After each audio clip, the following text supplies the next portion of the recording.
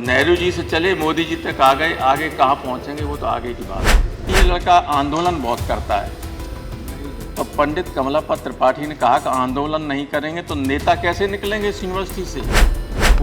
पूर्वांचल उसका एक्सप्रेस का उद्घाटन करने प्रधानमंत्री जी गए, हमारे मुख्यमंत्री उनको रिसीव करने के लिए खड़े हुए, तो स्वागत गाड़ी आगे चली गई, हमारा मुख्यमंत्री पैदल पीछे पीछे चला, तो कब तक चलता रहा।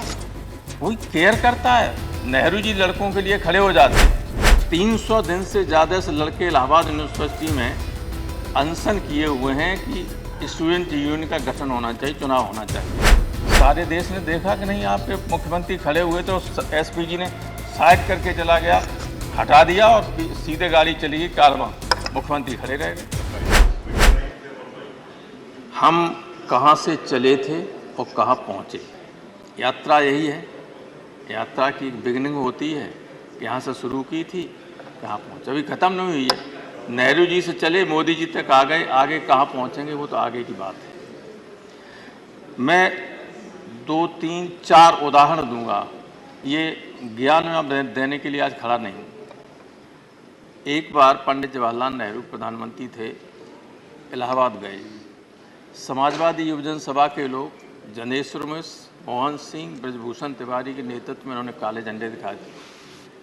नेहरू जी ने अपनी गाड़ी रुकवाई, उतर के आए, बोले इन लड़कों को बुलाओ, और पूछा कि भाई क्यों काले झंडे दिखा रहे। लड़कों ने कहा कि हमारे यूनिवर्सिटी की फीस बढ़ा दी और हॉस्टल की फीस बढ़ा दी, हम गरीब लड़के आसपास के गांव के जहाँ रहते हैं हॉस्टल में कोई पढ़ने की स्थिति में नहीं। नेहरू जी ने तब सेंट्रल यूनिवर्सिटी नहीं थी, लेकिन पंडित जी तो वहाँ के लिए कह ही सकते, तो कोई बात नहीं। नेहरू जी ने कहा कि भाई वाइस चांसलर को बुलाओ, बीसी से कहा कि आपने फीस क्यों बढ़ा दी, कल तक ये आदेश वापस हो जाना चाहिए। आदेश वापस हो गया। एक बार जनेश्वर जी को इलाहाबाद यूनिवर्सिटी के वाइस चांसलर ने बाहर निकाल दिया, एडमिशन दोबारा ले नहीं रहे थे।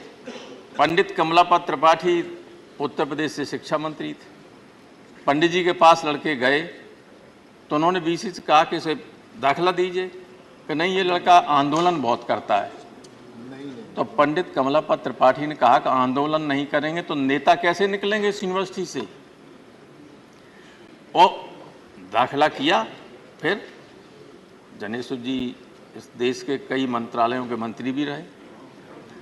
मैं कहना ये चाहता हूँ कि उस अब 300 दिन से ज़्यादा से लड़के इलाहाबाद यूनिवर्सिटी में अनशन किए हुए हैं कि स्टूडेंट यूनियन का गठन होना चाहिए, चुनाव होना चाहिए।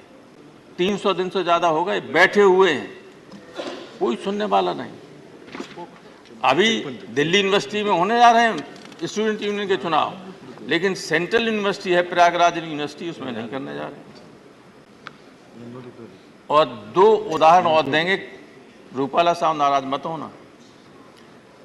पूर्वांचल उसका एक्सप्रेस का उद्घाटन करने प्रधानमंत्री जी गए, हमारे मुख्यमंत्री उनको रिसीव करने के लिए खड़े हुए थे, तो स्वागत गाड़ी आगे चली गई, हमारा मुख्यमंत्री पैदल पीछे पीछे चला, तो कब तक चलता रहा। कोई केयर करता है? नेहरू जी लड़कों के लिए खड़े हो जाते, लेकिन प्रधानमंत्री गाड़ी मुख्यमंत्री के लिए नहीं खड़ी हो। तो आपके यहाँ क्या हुआ गुजरात में? उत्तर प्रदेश के चुनाव के बाद अगले दिन ही या दूसरे दिन गुजरात में प्रधानमंत्री का रोड शो था। सारे देश ने देखा कि नहीं, आपके मुख्यमंत्री खड़े हुए तो एसपी जी ने साइड करके चला गया, हटा दिया और सीधे गाड़ी चली गई कारवां, मुख्यमंत्री खड़े रह गए। तो एक हम चले वहाँ से थे और पहुँच गए यहाँ। इसलिए आप विचार कीजिए कि डेमोक्रेटिक सिस्टम को कायम रखना है कि नहीं रखना है। नए सदन में जा रहे हैं, इसमें तो बहुत बड़े बड़े लोग रहे, बहुत बड़े मन के लोग रहे, बहुत उच्च कोट की यहाँ बहसें हमेशा हुई हैं। इसने देश को बहुत कुछ दिया। संविधान सभा में तो हमारा लोगों ने कहा ही, आप सब जानते हैं कि दुनिया का जब बना तो ये सर्वश्रेष्ठ संविधान था। क्या हम उस संविधान को ठीक तरीके से रख सके, उसमें कुछ जोड़ सके? सिर्फ रोजाना घटाने का काम कर रहे हैं। अगर हम सत्ता में बैठे हुए लोग देश के हर व्यक्ति को संदेह की दृष्टि से देखेंगे तो काम नहीं चल सकता है। कानून बनता है कुछ चीज़ों को रोकने के लिए। कानून सारे देश की जनता को आतंकित करने के लिए नहीं बनाया जाता है। ऐसे ऐसे कानून बने, अपराधियों पर लगना चाहिए, आर्थिक अपराधियों पर लगना चाहिए, लेकिन कहीं व्याख्या नहीं है जिस पे चाहें, जिसको चाहें उस पर पुलिस जाके पकड़ लेगी, ईडी पहुंच जाएगी, ईडी पहुंच जाएगी। क्या ये संविधान की मंशा संविधान निर्माताओं की इस तरह के कानून बनाने की रही थी? कभी नहीं रही होगी। बहुत डेमोक्रेट थे और सारे लोग थे, और इस संसद में बैठकर भी इस तरह के कानून नहीं बने। पोटा बना, टाडा बना, सब बने, लेकिन वापस हुए कि नहीं हुए? अटल बिहारी वाजपेयी बड़े आदमी थे, अडवाणी जी थे, यहाँ उस सदन में इंद्रजीत गुप्ता, सोमनाथ चटर्जी से लेके बहुत बड़े बड़े लोग थे विपक्ष में, डॉक्टर लोहिया रहे और पहले रहे।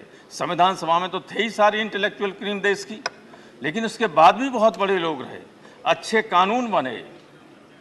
कल यहाँ से आपके कम्युनिस्ट पार्टी के हिरेन मुखर्जी, यहाँ भूपेश गुप्ता, तो जाने कौन कौन रहे, हर क्षेत्र के लोग रहे, बहुत बड़े लोग रहे। कभी इस तरह के कानून फ्रेम नहीं हुए, बस मैं खत्म कर रहा हूँ, कभी इस तरह के कानून फ्रेम नहीं हुए कि हम जिन कानूनों से आम लोग डरने लगे। आम लोग जब कानून से डरने लगे तो ये देश के लिए बहुत खतरनाक चीज़ होती है। इस सदन में, इस संसद में मैं 30 साल से ज़्यादा रहा, लगाव तो है ही। अब कल दूसरे में चले जाएंगे। हम ईश्वर से यही प्रार्थना करें कि नए संसद भवन में जो भी आगे चल के नए लोग आएँ, उनमें से कुछ बड़े लोग पैदा हों और देश के संविधान को, देश की व्यवस्था को ठीक रास्ते पर ले चलें। Thank you sir.